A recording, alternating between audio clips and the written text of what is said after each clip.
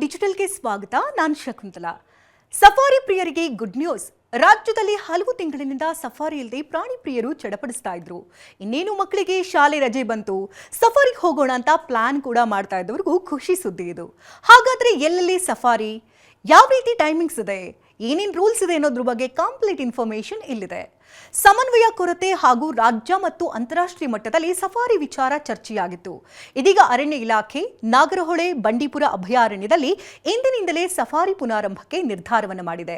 ವರದಿಯ ಪರಾಮರ್ಶೆ ನಡೆಸಿದ ಬಳಿಕ 50% ಸಫಾರಿ ಪುನಾರಂಭಕ್ಕೆ ತೀರ್ಮಾನಿಸಲಾಗಿದ್ದು, ಅಂದ್ರೆ ಈ ಮೊದಲು ಬಳಕೆ ಮಾಡ್ತಾ ಇದ್ದಂತ 50% ವಾಹನಗಳ ಬಳಕೆಗೆ ಮಾತ್ರ ನಿರ್ಧರಿಸಲಾಗಿದೆ. ಅವಧಿಯಲ್ಲಿಯೂ ಕೆಲ ಬದಲಾವಣೆಗಳನ್ನು ಮಾಡಲಾಗಿದೆ. ಬಂಡೀಪುರದಲ್ಲಿ 8 ಗಂಟೆಯ ಬದಲಿಗೆ ಒಟ್ಟು 5 ಗಂಟೆಗಳ ಅವಧಿಗೆ ಇಳಿಕೆ ಮಾಡಲಾಗಿದೆ. ಇನ್ನು ಸುಂಕದಕಟ್ಟೆಯಲ್ಲಿ 6 ಗಂಟೆ ಹಾಗೂ ನಾಗರಹೊಳೆಯಲ್ಲಿ 4 ಗಂಟೆಗಳ ಕಾಲ ಮಾತ್ರ ಸಫಾರಿಗೆ ಪ್ರಥಮ ಹಂತದಲ್ಲಿ ಅನುಮತಿಯನ್ನು ನೀಡಲಾಗಿದೆ. ಅಲ್ಲದೆ ರೆಸಾರ್ಟ್ ಮತ್ತು ಹೋಮ್ ಸ್ಟೇಗಳಲ್ಲಿ ಕ್ಯಾಂಪ್ ಫೈರ್ ನಿರ್ಬಂಧನೆ ಮಾಡೋದಕ್ಕೂ ಸೂಚನೆಯನ್ನು ನೀಡಲಾಗಿದೆ. ಮಾನವ ವನ್ಯಜೀವಿ ಸಂಘರ್ಷ, ಅದರಲ್ಲೂ ಹುಲಿ ದಾಳಿಯಿಂದ ಸರಣಿ ಸಾವು ಸಂಭವಿಸಿದ ಹಿನ್ನೆಲೆಯಲ್ಲಿ ಕಳೆದ ನವೆಂಬರ್ 7ರಿಂದ ಸ್ಥಗಿತಗೊಳಿಸಲಾಗಿದ್ದಂಥ ಬಂಡೀಪುರ ಮತ್ತು ನಾಗರಹೊಳೆ ಹುಲಿ ಸಂರಕ್ಷಿತ ಪ್ರದೇಶದ ಸಫಾರಿಯನ್ನು ಆರಂಭಿಸಲಾಗ್ತಾ ಇದ್ದು, ವಾಹನಕ್ಕೆ ಡ್ಯಾಶ್ ಕ್ಯಾಮ್, ಜಿಪಿಎಸ್, ಪ್ರಸ್ತುತ ಪರಿಸರ ಪ್ರವಾಸೋದ್ಯಮ ಅಂದ್ರೆ ಸಫಾರಿಯಿಂದ ಬರುವಂತಹ ಒಟ್ಟು ಆದಾಯದ 1/3 ಭಾಗದಷ್ಟು ಹಣವನ್ನು ಅರಣ್ಯದಂಚಿನ ಗ್ರಾಮಗಳ ಸ್ಥಳೀಯ ಸಮುದಾಯದವರಿಗೆ ಕೌಶಲ್ಯ ಅಭಿವೃದ್ಧಿಗಾಗಿ ಹಾಗೂ ಜಾನುವಾರುಗಳಿಗೆ ಮೇವು ಬಳಸಲು ಮತ್ತು ಪರಿಸರ ಅಭಿವೃದ್ಧಿ ಕಾಮಗಾರಿಗಳಿಗೆ ಬಳಸುವಂತಹ ಷರತ್ತಿನೊಂದಿಗೆ ಆರಂಭಿಸುವುದಕ್ಕೆ ಮತ್ತು ವನ್ಯಜೀವಿ ಮಾನವ ಸಂಘರ್ಷ ತಡೆಯುವುದಕ್ಕೆ ಸೂಕ್ತ ಸಿಬ್ಬಂದಿಯನ್ನು ಸೂಕ್ಷ್ಮ ಪ್ರದೇಶಗಳಲ್ಲಿ ನಿಯೋಜಿಸುವ ಷರತ್ತಿನೊಂದಿಗೆ ಆರಂಭಿಸುವುದಕ್ಕೆ ಸಮ್ಮತಿಸಲಾಗಿದೆ.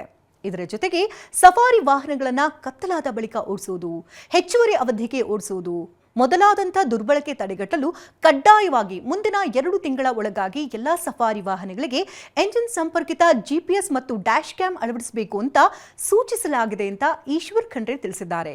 ಸಫಾರಿಯಿಂದ ತೊಂದರೆಯಾಗುತ್ತೆ, ಜನರ ಹುಚ್ಚಾಟದಿಂದ ಪ್ರಾಣಿಗಳಿಗೆ ತೊಂದರೆಯಾಗ್ತಾ ಇದೆ, ರಾತ್ರಿ ಸಫಾರಿ ಮಾಡೋದು, ರೆಸಾರ್ಟ್ ಹಾವಳಿಯಿಂದೆಲ್ಲ ಜನರ ಮೋಜು ಮಸ್ತಿಗೆ ಅರಣ್ಯ ಇಲಾಖೆ ಅನುವು ಮಾಡಿಕೊಡಲಾಗ್ತಾ ಇರೋ ಬಗ್ಗೆ ಸ್ಥಳೀಯರು ಮತ್ತು ಅರಣ್ಯ ಉಳಿವಿಗಾಗಿ ಹೋರಾಡ್ತಾ ಇರೋರು ಆಕ್ಷೇಪವಿತ್ತಿದ್ರು. ಆದರೆ ಸರ್ಕಾರ ಇದಕ್ಕೂ ಕೂಡ ವರದಿಯನ್ನು ಸಿದ್ಧಪಡಿಸಿದ್ದು, ವಾಸ್ತವದಲ್ಲಿ ಯಾವುದೇ ರೀತಿ ಸಮಸ್ಯೆಗಳು ಆಗ್ತಾ ಇಲ್ಲ ಅಂತ ಹೇಳಿದೆ. ಅಂದ್ರೆ ಬಂಡೀಪುರ ಹುಲಿ ಸಂರಕ್ಷಿತ ಪ್ರದೇಶದ ಒಟ್ಟು ವಿಸ್ತೀರ್ಣ 1366 ಚದರ ಕಿಲೋಮೀಟರ್ ಆಗಿದ್ದು, ಇದರಲ್ಲಿ ಪ್ರವಾಸೋದ್ಯಮ ವಲಯ ಕ್ಷೇತ್ರ ಅಂದ್ರೆ 8% ಅಂದ್ರೆ ಕೇವಲ 80 ಚದರ ಕಿಲೋಮೀಟರ್ ಆಗಿದೆ.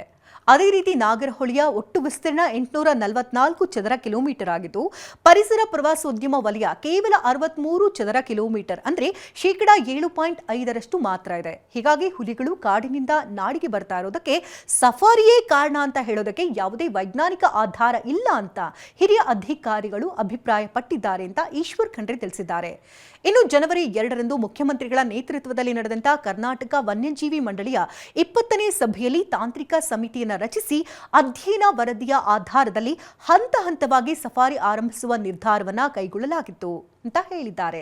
ಇನ್ನು ಸಫಾರಿ ಪುನಾರಂಭಕ್ಕೆ ತಜ್ಞರ ಸಲಹೆಯನ್ನ ಪಡೆದಿದ್ದು, ಹಿಂದಿನ ಮುಖ್ಯ ವನ್ಯಜೀವಿ ಪರಿಪಾಲಕರು ಕಳೆದ ಡಿಸೆಂಬರ್ 28ರಂದು ಬಂಡೀಪುರ ಹುಲಿ ಸಂರಕ್ಷಿತ ಪ್ರದೇಶದ ಹಿಡಿಯಾಲ, ಸರಗೂರು ಗಡಿ ಪ್ರದೇಶಗಳಲ್ಲಿ ಸ್ಥಾಪಿಸಿರುವಂತಹ ಮಾನವ ವನ್ಯಜೀವಿ ನಿರ್ವಹಣಾ ಶಿಬಿರಗಳಿಗೂ ಭೇಟಿ ನೀಡಿ ಪರಿಶೀಲಿಸಿದ್ದು, ಸಫಾರಿ ಸ್ಥಗಿತಗೊಳಿಸಿದ ಬಳಿಕ ಹೆಚ್ಚುವರಿ ಮುಂಜಾಗ್ರತಾ ಕ್ರಮಗಳನ್ನು ಕೈಗೊಳ್ಳಲಾಗಿದೆ.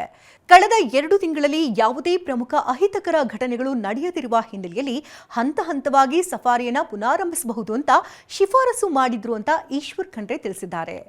ಪ್ರತಿಯೊಂದು ಹುಲಿ ಹಿಡಿಯುವಾಗಲೂ NTCA ಪ್ರಮಾಣಿತ ಮಾನದಂಡ ಅನುಸರಿಸಿ ಅಂದ್ರೆ SOP ಸಮಿತಿ ರಚಿಸಿ ಸಮಿತಿ ಶಿಫಾರಸಿನಂತೆ ಹುಲಿ ಸೆರೆ ಕಾರ್ಯಾಚರಣೆಯನ್ನ ನಡೆಸ್ತಾ ಇದ್ದು, ಈ ಸಮಿತಿಯಲ್ಲಿ NTCA ಪ್ರತಿನಿಧಿ ಸಹ ಇರ್ತಾರೆ ಅಂತ ಸ್ಪಷ್ಟಪಡಿಸಿದ್ದಾರೆ.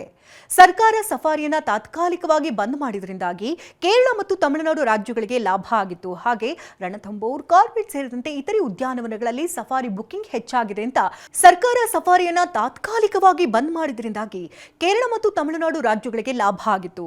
ಹಾಗೆ ರಣಥಂಬೋರ್, ಕಾರ್ಬೆಟ್ ಸೇರಿದಂತೆ ಇತರೆ ಉದ್ಯಾನವನಗಳಲ್ಲಿ ಸಫಾರಿ ಬುಕಿಂಗ್ ಕೂಡ ಹೆಚ್ಚಾಗಿದೆ ಅಂತ Karnataka eco tourism resort association ದೂರಿತ್ತು. ಅಲ್ಲದೆ ಬಂಡೀಪುರ ನಾಗರಹೊಳೆ ವ್ಯಾಪ್ತಿಯಲ್ಲಿ ಕಾರ್ಯನಿರ್ವಹಿಸ್ತಾ ಇರುವ ಸುಮಾರು 35 ರೆಸಾರ್ಟ್ಗಳಿಗೆ ದಿನಕ್ಕೆ ಸರಾಸರಿ 3 ಕೋಟಿ ರೂಪಾಯಿ ನಷ್ಟವಾಗ್ತಿತ್ತು. ಸುಮಾರು 8,000 ಜನರು ಪರಿಸರ ಪ್ರವಾಸೋದ್ಯಮದ ಮೇಲೆ ಅವಲಂಬಿತರಾಗಿದ್ರು.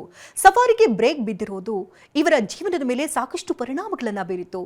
ಸಿಬ್ಬಂದಿಯನ್ನ ಅರಣ್ಯದಂಚಿನ ಗ್ರಾಮಗಳ ಬಳಿ ಗಸ್ತು ಗಸ್ತು ಹೆಚ್ಚಿಸುವುದಕ್ಕೆ ಬಳಸುವ ಮೂಲಕ ವನ್ಯಮೃಗಗಳು ನಾಡಿಗೆ ಬಾರದಂತೆ ತಡೆಯುವುದಕ್ಕೆ ಸೂಚನೆ ಕೂಡ ಕೊಟ್ಟಿದ್ದಾರಂತೆ. ಅಲ್ಲದೆ ಅರಣ್ಯದಂಚಿನ ಜನರಿಗೆ ಕಾಡು ಮಿತ್ರ ಯೋಜನೆಯಡಿ ತರಬೇತಿಯನ್ನ ಕೊಡಲಾಗಿದ್ದು ವನ್ಯಜೀವಿಗಳ ಚಲನವಲನದ ಬಗ್ಗೆ ಇಲಾಖೆಯೊಂದಿಗೆ ನಿರಂತರ ಸಂಪರ್ಕದಲ್ಲಿರ್ತಾರೆ ಅಂತ ಅರಣ್ಯ ಸಚಿವರು ತಿಳಿಸಿದ್ದಾರೆ. ಒಟ್ಟಾರೆ ಮಧ್ಯಂತರ ವರದಿಯಿಂದ ಸಫಾರಿ ಆರಂಭಿಸಿರುವುದು ಪ್ರಾಣಿ ಪ್ರಿಯರ ಖುಷಿಯನ್ನ ಹೆಚ್ಚು ಮಾಡಿದೆ.